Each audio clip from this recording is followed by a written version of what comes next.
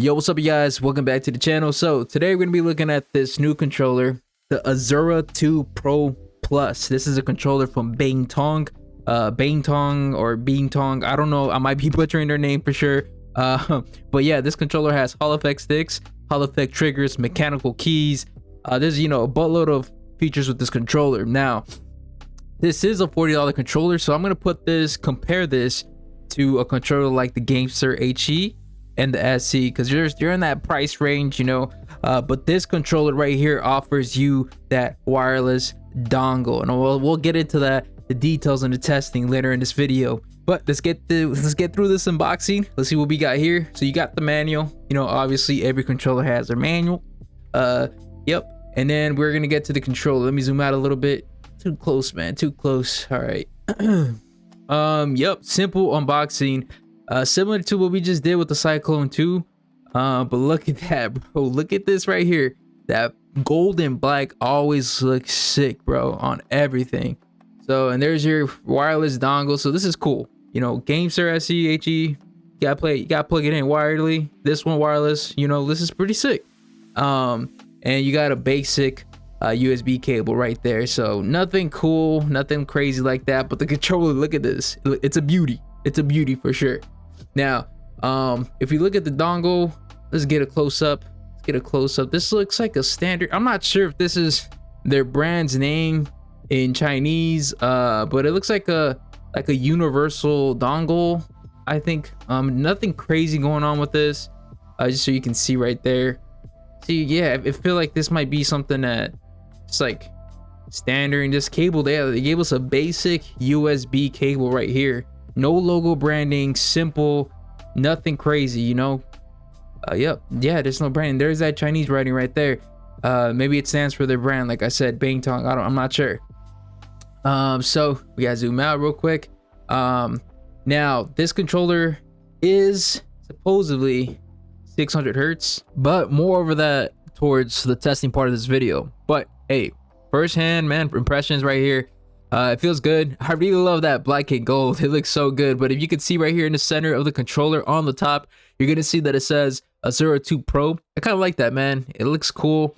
No crazy designs like the Cyclone 2. I like the font on that. But let's see what we're working here. So D-pad, it's gonna be just a regular non-mechanical D-pad. Y, X, B, A, X are mechanical, and that's pretty much all the buttons that are mechanical. The sticks are plastic. Triggers are Hall effect.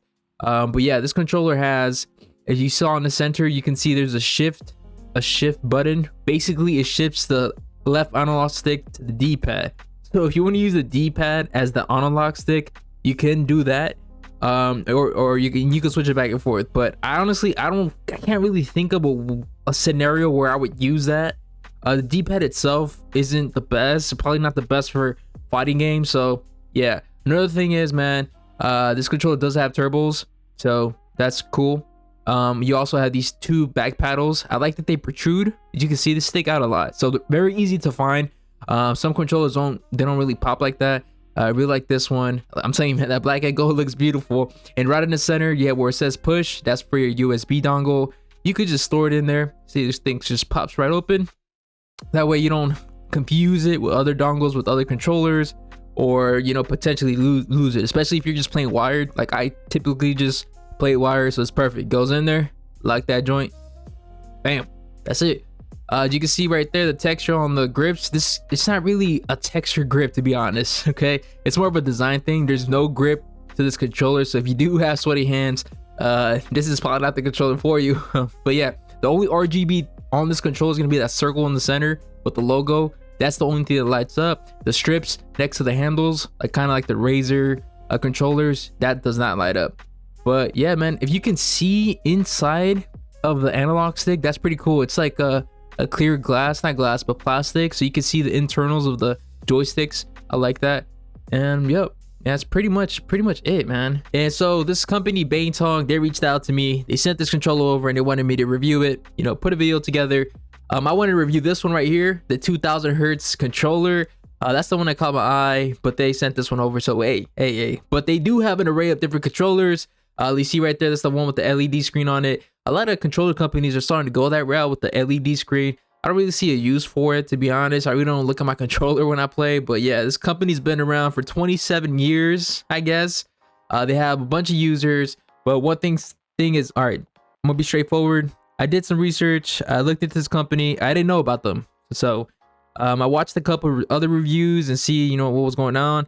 This guy mentioned that he got a virus on by downloading the controller app. So I was like, nah, I'm not gonna download the app. I don't want to risk my $3,000 PC on downloading something off of this website, especially this is a company I've never really heard of, right? But so far, man, you get, you could buy the controllers directly from Amazon and stuff like that. So they seem legit. They got a website. I just don't want to risk downloading that. That's just me, man. I saw someone post something like that, talk about that. I don't want to do that, bro. 3,000 PC, $50 controller. I'm not gonna put myself in that risk. But hey, you do what you gotta do. Other people did it. Seems like they're okay. No issues with them. I just don't want to risk it and get a virus. That's just me, bro. I'm protective. I'm just a little anal about shit like that. Now, for my polling rate test, this was kind of weird, man. So this is a wireless test. So polling rate is 250 hertz. Average, we're looking at 168, 169. That's what I was usually typically getting on wireless. But yo, check this out. This is weird. Now, this is wired. And I did this test multiple times. Look what we're getting here, man. We're getting a 125 hertz max polling rate and a 135 average. Like, come on, bro. Well, that's weird. That's just weird to me, man. So that's just something I want to show you guys. But I'm pretty sure if you go on the app, you download the app, you can overclock it. Based on what I've seen on other videos, you overclock it to 600 hertz. You could get 600 hertz, but right out the box, I was having that issue right there. And I'm pretty sure if I downloaded the app, I could update the controller and probably fix that. I saw other YouTubers averaging on wireless. I think it was 333 hertz around there. So it's decent. It's decent, But yeah, here we have these control freaks. As you can see, these are gonna be the PS5, the PS4 control freaks. Just for people who are wondering, you can slap them on there, especially because these sticks are made out of plastic. So they're probably gonna, bug your finger a little bit over time. Now, another thing of my concern, and let's get into the pros and cons of this real quick. So now let's hop into a quick sound test with this controller. One thing, man, and I've tested multiple controllers. These are probably the loudest paddles I've ever used. Second, I will put the Cyclone 2 as a recent in this year. Cyclone 2 paddles were also super loud, but this one definitely beats that controller. So you were not going to be using this controller, man, next to an infant, your wife, if someone's sleeping. You can't rock this controller. It's just a little too loud, especially if you're going to be spamming those two buttons in the back. Another thing about those two buttons, you actually are going to need the software to actually link those paddles to any button on the controller, whether it's the analog stick, YBX, you get what I mean, man. But to link it, you need the software. Huge disclaimer right there. But yeah, on the app, from what I've seen, you can just calibrate your controller, adjust the hair triggers, basically what you can do with every other app or any other pro controller, same type of software. That's what it looks like. But yeah, man, it's pretty much, it's a decent controller, man. I actually recommend this over the GameSir SE or the HE, man. To be honest, that's just my opinion. You get that wireless, you download the app, you're able to get 333 hertz wireless, based on what I've seen. Wired 600 hertz. It's a decent controller, man. Decent.